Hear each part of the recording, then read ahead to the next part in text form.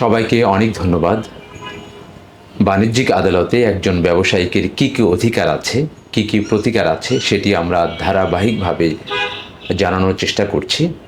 আমরা আজকে যে বিষয়টি জানানোর চেষ্টা করব সেটি হচ্ছে যে বাণিজ্যিক চুক্তি। বাণিজ্যিক চুক্তি সংক্রান্তে যদি কোনো বাণিজ্যিক বিরোধ তৈরি হয়, কোনো ধরনের বিরোধ সৃষ্টি হয়, তাহলে সেই উদ্ভূত বিরোধ নিরসনের জন্যে কোথায় যেতে হবে?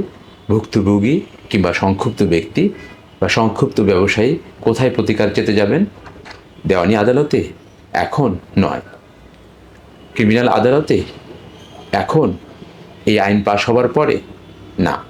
বাণিজ্যিক আদালত আইন 2026 পাশ হবার পরে এখন থেকে বাণিজ্যিক চুক্তি সংক্রান্ত সকল ধরনের বিরোধ বাণিজ্যিক আদালতেই নিরসন করা হবে এবং বাণিজ্যিক আদালতেই আসতে হবে।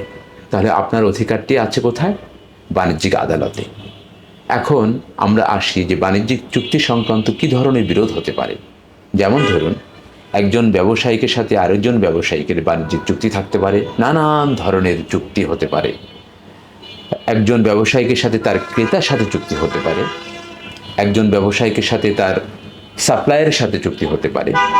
অর্থাৎ ক্রয় সংক্রান্ত চুক্তি, বিক্রয় সংক্রান্ত চুক্তি, সাপ্লাই সংক্রান্ত চুক্তি বা সরবরাহ সংক্রান্ত চুক্তি, কিংবা একটি কোম্পানির অধীনে যে এজেন্ট, মানে এজেন্ট তার মূল কোম্পানির সাথে যে চুক্তি করে সেই চুক্তি, একজন ডিলার তার মূল কোম্পানির সাথে যে চুক্তি করে সেই চুক্তি, একজন ফ্র্যাঞ্চাইজি তার মূল কোম্পানির সাথে যে চুক্তি করে সেই চুক্তি সহ নানাবিধ যত ধরনের, না বলা যত ধরনের চুক্তি আছে, সকল চুক্তি এই বাণিজ্যিক আদালতের অধীন বিচার্য এবং এই বাণিজ্যিক আদালতের কাছেই আসতে হবে, আশ্রয় চাইতে হবে যদি কোনো বাণিজ্যিক বিরোধ তৈরি হয় এই চুক্তি কেন্দ্রিক।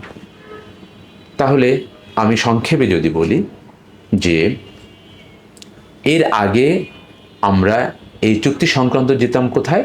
দেওয়ানি আদালতে। Money suit, civil suit, criminal suit করতাম, দীর্ঘসূত্রিতা হতো, জটিলতা হতো, ব্যবসায়িকরা মুখ ফিরিয়ে নিত মামলা মোকদ্দমা থেকে।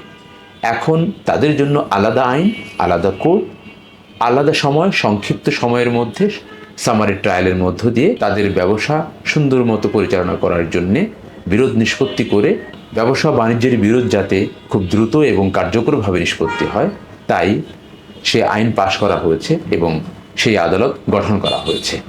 পরিশেষে আমি যে বিষয়টি বলতে চাই যে আমরা আজকে জানালাম আপনাদেরকে যে বাণিজ্যিক চুক্তি যদি থাকে তাহলে আপনাকে এই চুক্তির অধিকারটি আদায়ের জন্য কোথায় আসবেন? বাণিজ্যিক আদালতে আসবেন। সেইভাবে এই একইভাবে আমরা আপনাদেরকে জানাতে থাকব সামনের দিনগুলোতে ধারাবাহিকভাবে পর্ব আকারে যে বাণিজ্যিক আদালতে আপনার কী কী অধিকার আছে, কী কী প্রতিকার আছে, কিভাবে পেতে পারেন, কিভাবে সেই বিরোধটা নিষ্পত্তি করতে পারেন। সকলকে অনেক ধন্যবাদ। আসসালামু আলাইকুম।